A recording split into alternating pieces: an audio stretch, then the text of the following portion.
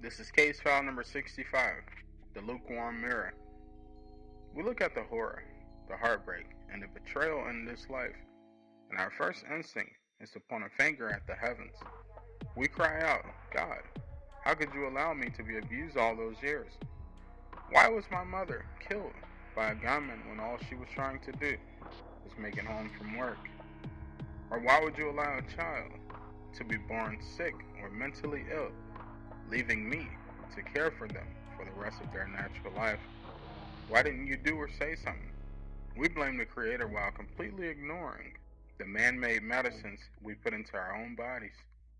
Pharmaceuticals we manufacture that cause these exact effects on our children. We blame the architect for the architectural of the evil and biological weight that people choose to inflict and create.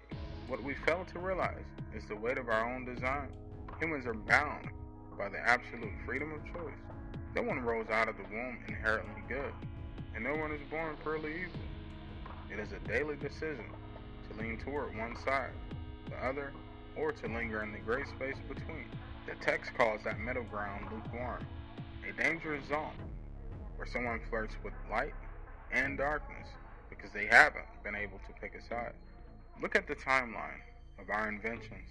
Man created the first knife, realized it could do more than carve wood, and chose to use it to bleed his brother. Fast forward, man builds a gun, calls it a great invention, and uses it to industrialize murder. Keep going down that dark road. The man constructs the nuclear missile, standing over the button, declaring, I am now the destroyer of worlds. I am death. I am God. I decide who lives and dies. And yet, when the smoke clears, humanity looks at the ash and asks, why would God allow them to create it? We blame the architect for the house we chose to burn down. Accountability is a mirror that human beings absolutely despise looking into. We will jump through any mental hoop to avoid admitting that we are the problem.